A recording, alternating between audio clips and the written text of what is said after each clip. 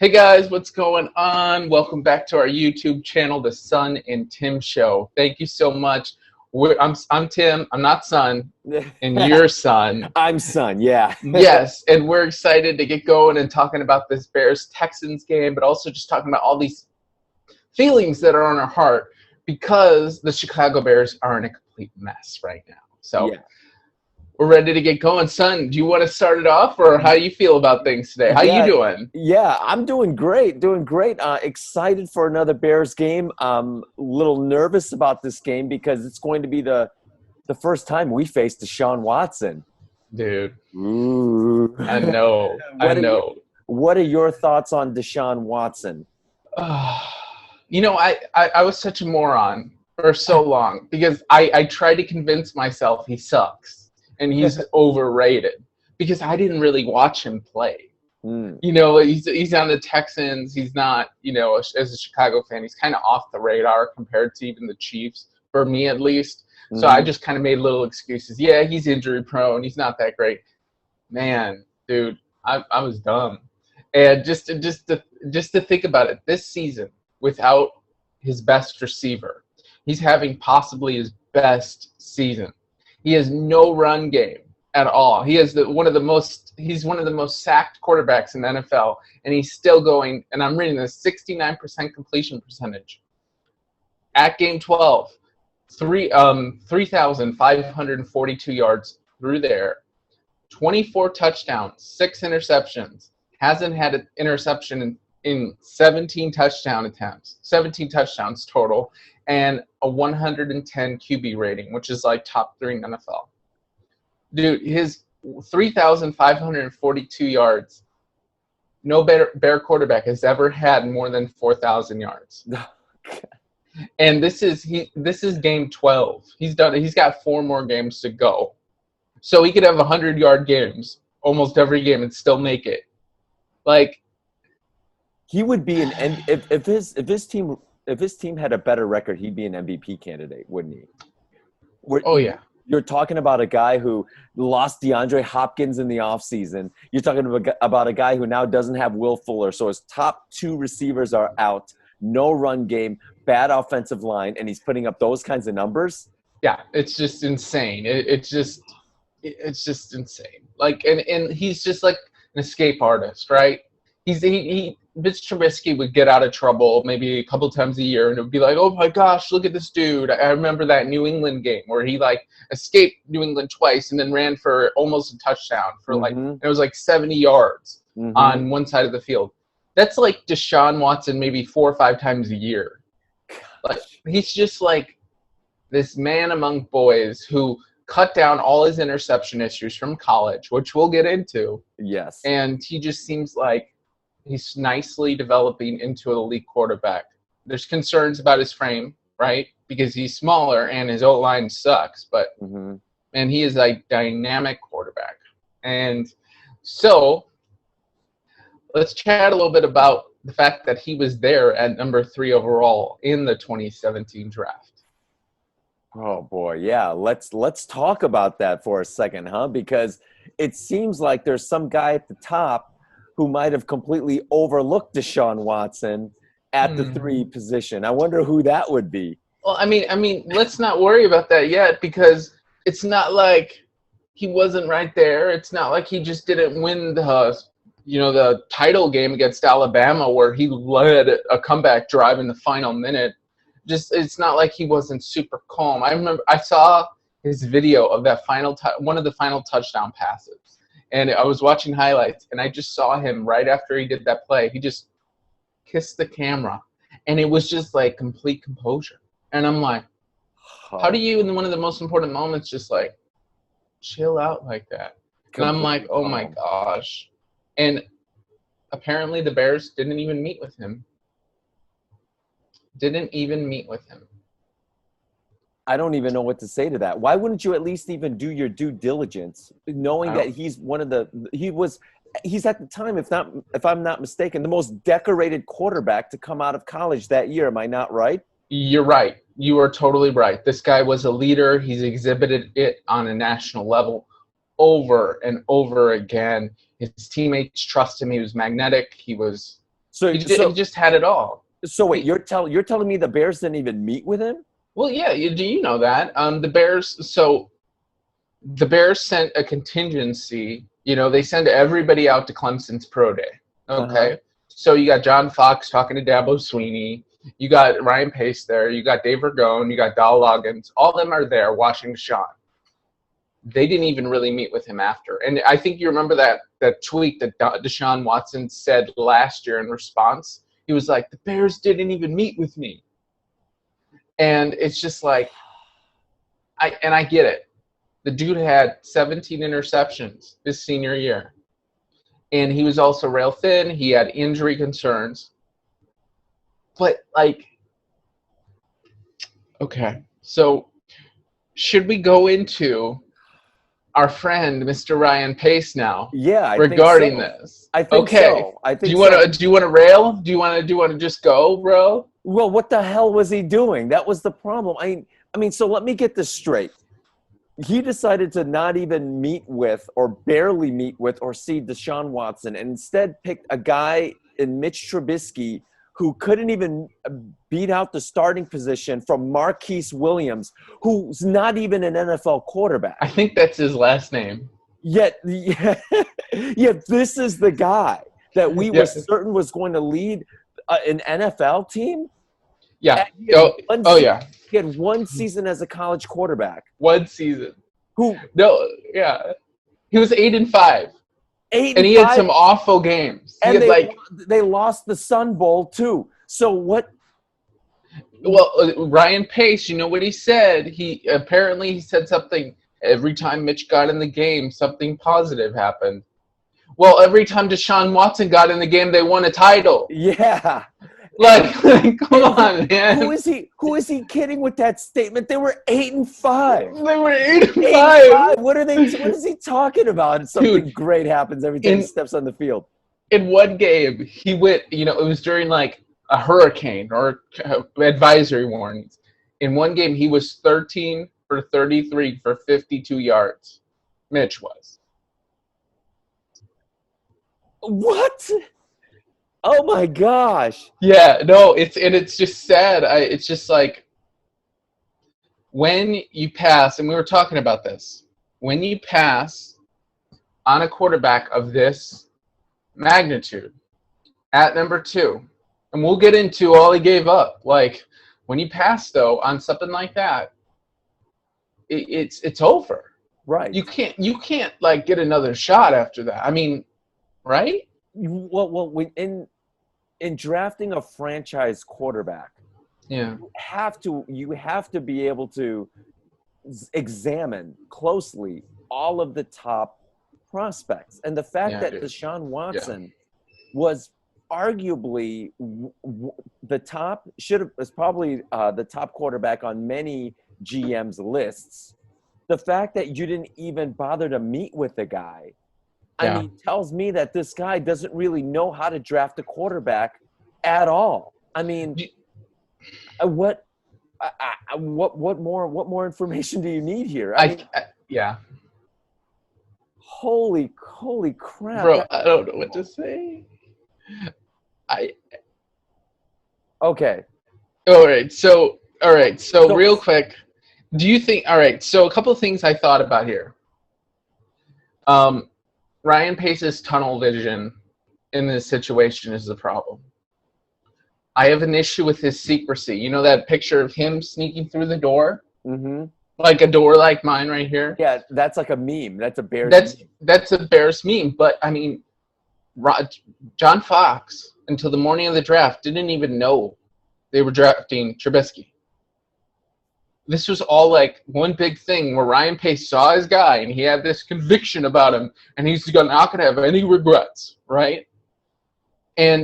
But this is the same shit as I'm having tunnel vision for Anthony Miller. And I'm going to trade a future second for Anthony Miller. What's the same deal with David Montgomery. I'm going to trade a future third for David Montgomery because he's my guy. What is the problem with that? I don't understand. Why does he feel like he can't tell why is there this secrecy around these picks with him? I mean, why What do does you think? What's in your mind? well, I don't like it at all because as an organization, you should have the support of the coach. You should have the support of the team president, the director of player personnel, the owner, the McCaskies. They should all be in on these picks. Why does he? What is it with him like keeping things so close to the vest? You know, these are picks that, I mean, the fans. You know, oh gosh, I I don't understand. I don't understand, Tim. I mean, this guy seems so well-spoken. He seems like the kind of guy who knows football, and Yeah. yet he's acting But he's like a good mask, man. yeah, and he's acting like a baby. These are things that sneaky people do. I don't understand what's Think the about it this way. So he made that trade, okay? So it was the number 3 pick, the number 67 pick in that draft, the number 101 pick or something, a 111 pick, a third rounder, fourth rounder, and a third rounder next year. next year, right? So Yes. 4 picks total. Yes. So Went to San Francisco. of those players, okay, number 67 ended up being a trade to New Orleans where Alvin Kamara was picked.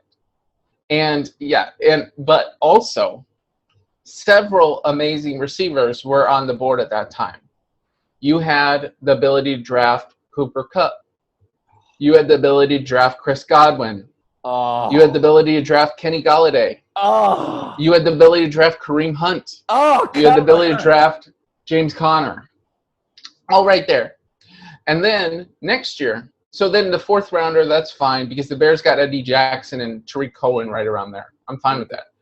The third rounder next year was the 49ers middle linebacker Fred Warner. One of the top middle linebackers in the And then around there, you know what? That was probably the best pick, but there were several other options at 70 the next year. I saw a couple I forget, but they still got a cornerstone linebacker. So you lost out on 3 picks because you get calls during that day for teams that want to jump up to number 3 for a quarterback, and you're so anxious about getting your dude. You're so freaking anxious.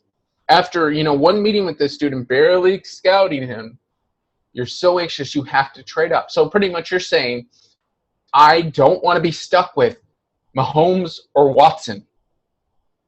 So bad that I have to trade up to get my dude. I can't get past the fact that we could have had Deshaun Watson and Alvin Kamara. I mean, how different would our team have looked if we had those two? Oh, gosh. Yeah, we would be playing the Chiefs in the Super Bowl. That's enough. Ryan Pace has got to go. That's all right. Enough. All right. That's so, enough. All right. So this kind of goes into like pointing to organizational incompetence. And I kind of, as I was talking to you last night, I want to read a couple quotes I got from a Dan Wiederer article that was awesome in the Tribune. From random sources, random execs, stating the Bears might soon make a similar journey seeking a new quarterback, perhaps in next spring's draft, possibly under a new GM and coach. Nothing short of the institutional breakdown, one league source says. You can't have that level of disconnect and that level lack of communication.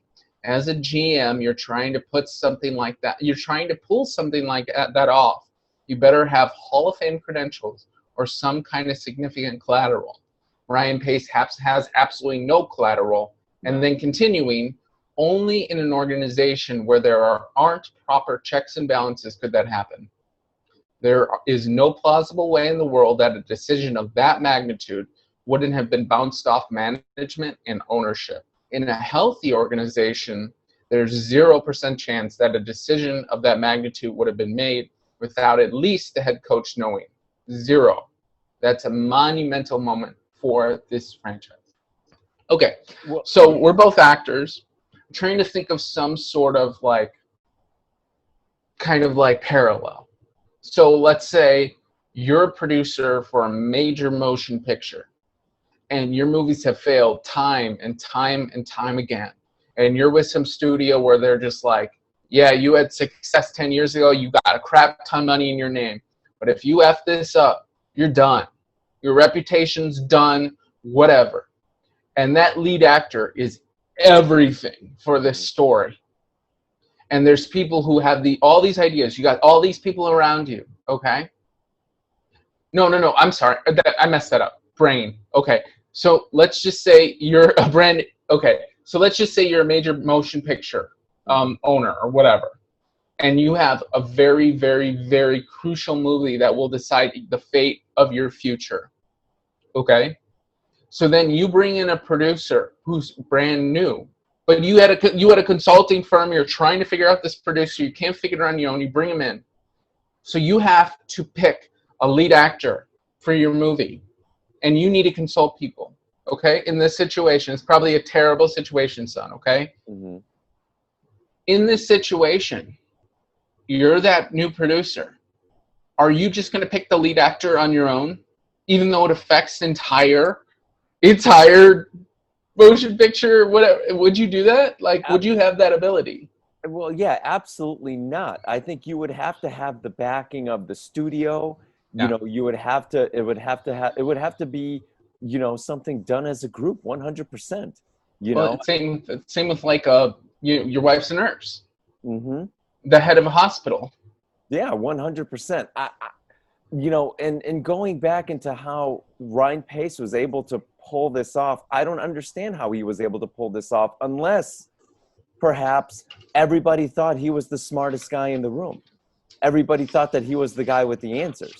Everybody thought that, you know, he knew he had a very specific vision for the team and you know, he was able to get everybody on board. When the fact of the matter is maybe he was able to do all of this because we don't have football people in those positions to be able to push back a little bit to say they had to get a search firm to get him. Yeah, there was a search firm, so they must have been like, "Oh, I trust you guys. He's good." Oh gosh, yeah. Nice. Yeah, that's probably it. They loved him. He was a sweet guy. They were like, "We'll trust you. We'll give you autonomy here." Oh, so what does that exactly say about the Bears front office then, Tim? Let's just say that says we have a problem. Houston, we have a problem. And like we talked about, we're not going to get somebody new. I mean, we're not going to get new ownership. These people aren't selling. It's a cash cow. They won't sell. But we need to make a change. Mm-hmm.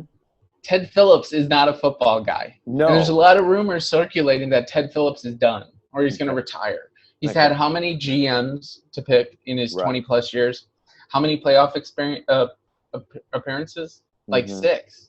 Mm-hmm. So he's done. And, well, I hope and pray he's done. Mm-hmm. Yeah. So what do you do? Like, we need – and we talk a lot about a new team president. Mm-hmm. Do you know what the team president does in this situation? I'm a little confused. Yeah, you understand? My understanding of a team president is that they are the ones who hire the GM, and they're the ones that sort of, I guess, is the boss of the GM. So yeah, like football operations. Some of them are more football guys, some more administrative guys. Contract, salary cap. And like the GM is in charge of like getting the players on the team, and then like the director of player personnel is typically the guy who is in charge of like the salary cap and contracts, things like that. But the team president is the guy at the very top. So he's like the guy above the GM. And that's what I thought. So that would be saying if we got a new team president, we don't trust our structure. So we're going to grab somebody on top who can hire this GM, who has football connections, who's a football guy. Yeah. So that made me think, because obviously we're going to go into video guys later on about GMs. Like, it's much easier to kind of get ideas of GM candidates. And we're not experts here. We're just Bears fans just trying to figure out how to fix this damn team. Because we all want to win, and we're all depressed over this. Yeah. So I have some ideas, son. I'm going to give you 5 names here, and I just want to hear your quick thoughts, because this is nowhere near as extensive. Number 1, Trace Armstrong, former Bear and current agent. He helped bring Matt Nagy to Chicago as coach. He was an agent for that. What do you think? Strong organizational ties. Well, yeah. I mean, anytime you have ex-players that are now working in the front office, I mean, I do like that a lot because they have a certain knowledge of the game that I think, insight into the game that I think most people who just wear a suit don't have. I'm not sure about the like his. I'd like to see maybe more experience or get to know a little bit more about what sort of moves he's made. I mean, at the time, the Matt Nagy deal was a deal that we all loved, right? Yep. When he came to the Bears. I mean, so we can't look back at it now and say that wasn't a good move because at the time we thought it was a great move. All right, next one, and we'll just be short. Let's just do like 1 to 2 sentences so we can get on with the game. Peyton Manning. Love that one. Love him. Love it? I love that. Yes. Okay. Theo Epstein. Yeah. Again, I'm not so sure about Theo Epstein, although he would be intriguing. Very interesting. Intriguing? Yeah. Okay. Rick Smith. He was the ex-GM of the Texans who drafted Deshaun Watson. He's probably more of a GM candidate, but he does have experience in front office. No, you love it. I love him. I mean, because he brought in guys like Will Fuller. He drafted Hopkins. He drafted Watson. Yep. Drafted a lot of J.J. Watt. Drafted a lot of terrific A-plus guys. He seems to know his talent. My last one is a guy named Omar Khan. He's from the Pittsburgh Steelers organization. What do you think about bringing somebody from like a Steelers organization, a stable organization? Yeah, I mean, anything Steelers? Yes, that's a yes. That's what I'm thinking. Yeah, let's just steal Steelers people. They've been a class organization since I've watched football. So 100%, they seem to know their football. So yeah. Well, let's get in. We don't have much time. Let's get into this whole Texans-Bears game, dude. Give me your thoughts. What's gonna happen? Key matchups. Just roll. Okay, right now. Okay, great. Yeah, right now I'm really hoping to see the defense against Deshaun Watson because again, this is a defense that has a chance to redeem itself after a poor showing the last few weeks. We'll see how much pride this defense has because they're going up against Deshaun Watson, a guy that we know is probably looking for revenge. Yeah. No run game. Is he going to count 12 fingers after he gets a touchdown like Mahomes counted 10? Oh. He just like pulls like 2 fingers out of his head. Like, sure. I mean, who knows what he's going to do? But he would have every right to rub it in because we got Mitch Trubisky. Goodness. So, but yeah, going back to the defense, they've lost both Hopkins and Fuller. So this is a depleted receiver core. Oh my gosh. With no offensive line, no run game. This is a chance for the defense to get back on track. Cool. I'm a little worried here because I'm giving up 400 yards to Stafford last week for the defense. I think it might be similar, but the Texans defense is horrible. Like, dude, they're ranked 30th in total defense, 27th on third down, and 31st against the run. And the Bears' run game was really good last week, and they got better last game. It looks like it finally got an offensive line combination. So if they could run the ball, they could really maintain time of possession. I think the Bears may continue running the ball really well, and that could keep the game close. And that's concerning for me because, I love the Bears, but I don't want a 7-9 record. Right. Because this is a perfect game where the Bears would be stupid and win this game. Yeah. That's my concern. And just going in predictions real quick before you do, I'm concerned the Bears are going to win this game. And they're going to lean heavily on Montgomery, that Trubisky is going to get a couple touchdowns through there because their pass defense is so bad that they win, 23-17. But I also know that Deshaun Watson's very angry. So I think personally that the Texans are going to win like 24-23 in the final 2 minutes with the final touchdown pass that just depletes the Bears again. Okay. I tend to think that maybe Houston will have like a 1 or 2 score lead, and then the Bears will maybe make it a 1 score game, and then that's how the game will end. But talk to me about what we're going to see in terms of this Mitch Trubisky versus Deshaun Watson. How about that? Oh my gosh, as Bears fans, I mean, we can't be excited about this, right? Well, Texans defense is so bad, and Trubisky did well last week. I mean, he looked more composed. So I wouldn't be surprised if it's a little closer in this game because the Texans are just so depleted that Trubisky actually starts to do kind of well. If you can hear my child screaming, she's crazy. But anyway, if Trubisky starts, doing well, especially off of a run game that's doing well. But I mean, and it's really concerning that Will Fuller's been really good this year. Him being out, they're going to have to really lean on Kiki Coultry, I think. Yeah. Coultry. And Brandon Cooks, yes. And Brandon Cooks. So, and the run game's depleted. The run game is like nothing. So Watson's going to have to pull Watson's going to have to pull a rabbit out of his butt. And the Texans don't pick off passes. So Trubisky's likely going to get no picks. This might be one of those games where it's David Montgomery. Yeah. But do you really trust Nagy running the ball with any consistency? You know what? We thought that they were going to continue running the football last week against Detroit after he had such a good first half. And guess what? Nope. So who knows? Who knows what the Bears are so dysfunctional. Who knows what team we're going to get tomorrow? I don't know. I really don't. So your pick, what was your final? I think my final is going to be, I want to say 30-23 Houston. Okay. I got 24 Houston, 23 Chicago, maybe pushing them out the door. Oh boy. So, all right. So we're going to come, guys, post game. And we're going to do a post-game show for you guys. Just get you some ideas of what's going on. But we're also, son, why don't you tell them about how we're going to branch out a little bit out of Bears? Oh, yeah, 100%. So, Tim and I, we follow a lot of sports. We follow college sports. We follow the NBA. We follow Major League Baseball. We also follow soccer. There's a lot of sports that we like to follow and talk about. So watch out for that. Exactly. So Son is kind of a soccer expert. So we're going to do a little chat on soccer, maybe a little bit. And then I love Illinois college basketball. So I'm going to chat a little bit about that. So be on the lookout for that. That's coming real soon.